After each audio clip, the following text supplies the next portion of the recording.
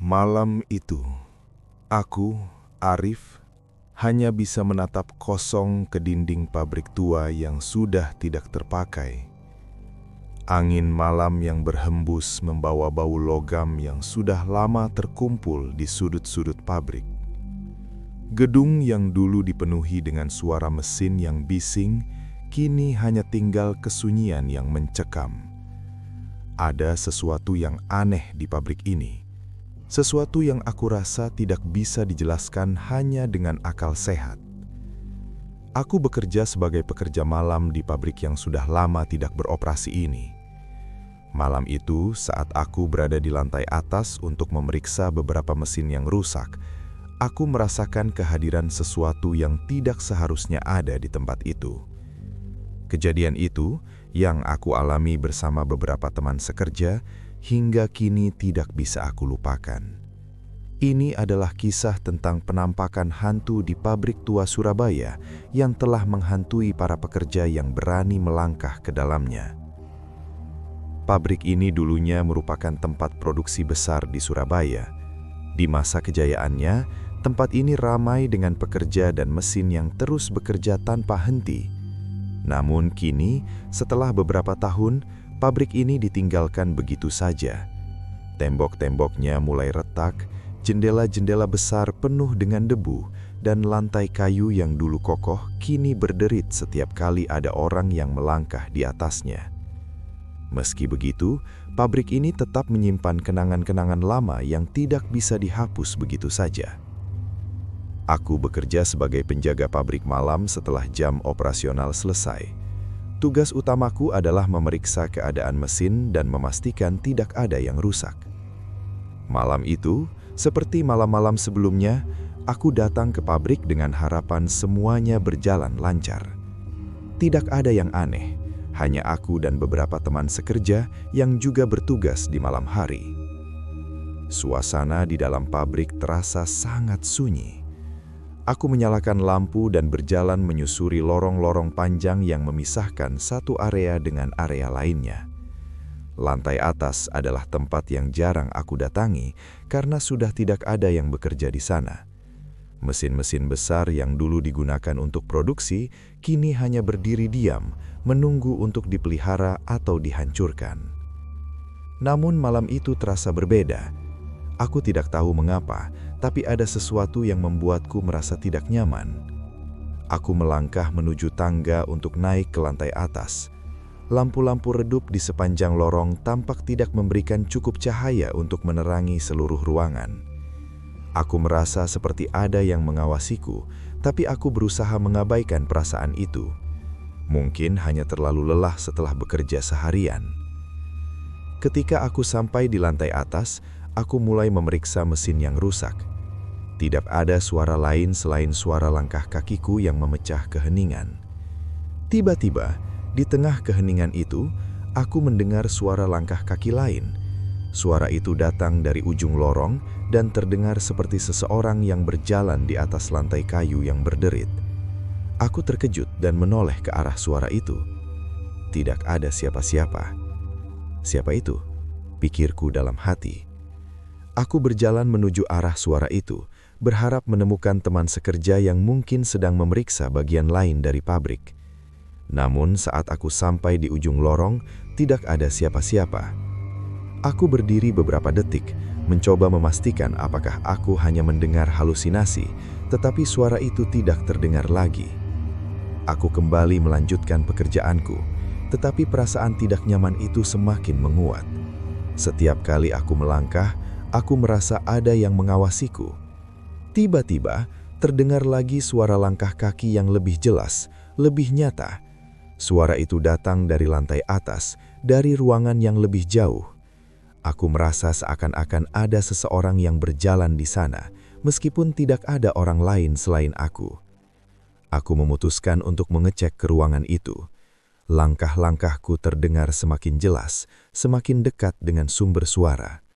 Namun saat aku sampai di ruang tersebut, aku hanya menemukan mesin-mesin tua yang sudah berkarat dan dinding yang tampak retak. Tidak ada siapa-siapa. Aku merasa ada yang tidak beres, tetapi aku mencoba menenangkan diri dan kembali ke pekerjaan. Kejadian-kejadian aneh itu semakin sering terjadi.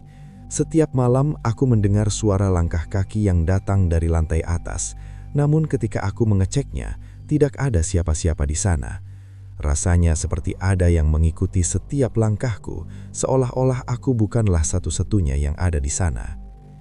Pada malam ketiga, kejadian itu mencapai puncaknya. Ketika aku sedang memeriksa mesin di lantai bawah, aku kembali mendengar suara langkah kaki yang lebih jelas. Langkah itu semakin mendekat, dan kali ini aku bisa merasakannya, seperti ada seseorang yang berjalan tepat di belakangku. Aku menoleh, tetapi tidak ada siapa-siapa. Namun aku bisa melihat bayangan yang bergerak cepat di ujung lorong. Aku merasa tubuhku kaku, ada perasaan takut yang merayap di dalam diriku. Bayangan itu semakin mendekat, dan aku bisa melihat sosok itu lebih jelas. Seorang pria berwajah pucat, dengan tubuh yang terbungkus kain putih, berdiri di ujung lorong. Sosok itu tidak bergerak, hanya berdiri dengan tatapan kosong yang menembus ke dalam mataku. Aku terdiam sejenak, merasa tidak bisa bergerak. Sosok itu semakin mendekat, dan aku bisa mendengar suara langkah kaki yang semakin jelas. Setiap langkahnya terasa lebih berat, seperti beban yang sangat berat. Aku merasa seolah-olah terperangkap dalam momen itu. Sosok itu berjalan perlahan, tidak mengeluarkan suara apapun selain suara langkah kakinya yang berat. Tiba-tiba, sosok itu berhenti tepat di depanku dan menghilang begitu saja, seperti bayangan yang hilang di udara.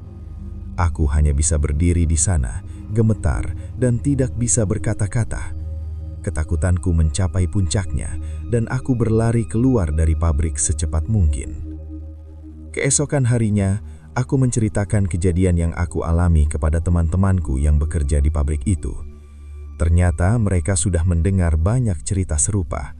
Beberapa orang mengaku melihat sosok-sosok bayangan yang berjalan di lantai atas, meskipun tidak ada orang di sana. Ada yang mendengar suara langkah kaki di lorong kosong, ada yang merasakan angin dingin yang datang dari arah yang tidak diketahui. Semua cerita itu semakin menambah ketakutanku. Ternyata pabrik tua ini memiliki sejarah kelam. Pada masa lalu, pabrik ini pernah menjadi tempat produksi besar di Surabaya. Di masa kejayaannya, tempat ini ramai dengan pekerja dan mesin yang terus bekerja tanpa henti. Namun kini, setelah beberapa tahun, pabrik ini ditinggalkan begitu saja. Tembok-temboknya mulai retak, jendela-jendela besar penuh dengan debu, dan lantai kayu yang dulu kokoh kini berderit setiap kali ada orang yang melangkah di atasnya. Meski begitu, pabrik ini tetap menyimpan kenangan-kenangan lama yang tidak bisa dihapus begitu saja. Aku bekerja sebagai penjaga pabrik malam setelah jam operasional selesai. Tugas utamaku adalah memeriksa keadaan mesin dan memastikan tidak ada yang rusak. Malam itu, seperti malam-malam sebelumnya, aku datang ke pabrik dengan harapan semuanya berjalan lancar. Tidak ada yang aneh, hanya aku dan beberapa teman sekerja yang juga bertugas di malam hari. Suasana di dalam pabrik terasa sangat sunyi. Aku menyalakan lampu dan berjalan menyusuri lorong-lorong panjang yang memisahkan satu area dengan area lainnya. Lantai atas adalah tempat yang jarang aku datangi karena sudah tidak ada yang bekerja di sana. Mesin-mesin besar yang dulu digunakan untuk produksi kini hanya berdiri diam, menunggu untuk dipelihara atau dihancurkan. Namun malam itu terasa berbeda. Aku tidak tahu mengapa, tapi ada sesuatu yang membuatku merasa tidak nyaman. Aku melangkah menuju tangga untuk naik ke lantai atas. Lampu-lampu redup di sepanjang lorong tampak tidak memberikan cukup cahaya untuk menerangi seluruh ruangan. Aku merasa seperti ada yang mengawasiku, tapi aku berusaha mengabaikan perasaan itu. Mungkin hanya terlalu lelah setelah bekerja seharian. Ketika aku sampai di lantai atas, aku mulai memeriksa mesin yang rusak. Tidak ada suara lain selain suara langkah kakiku yang memecah keheningan. Tiba-tiba, di tengah keheningan itu, aku mendengar suara langkah kaki lain.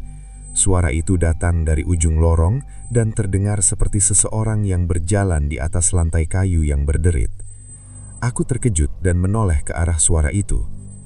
Tidak ada siapa-siapa. Siapa itu? Pikirku dalam hati.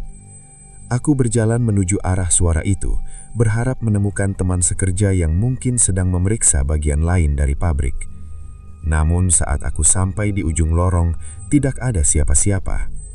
Aku berdiri beberapa detik, mencoba memastikan apakah aku hanya mendengar halusinasi, tetapi suara itu tidak terdengar lagi. Aku kembali melanjutkan pekerjaanku, tetapi perasaan tidak nyaman itu semakin menguat. Setiap kali aku melangkah, aku merasa ada yang mengawasiku. Tiba-tiba, terdengar lagi suara langkah kaki yang lebih jelas, lebih nyata. Suara itu datang dari lantai atas, dari ruangan yang lebih jauh. Aku merasa seakan-akan ada seseorang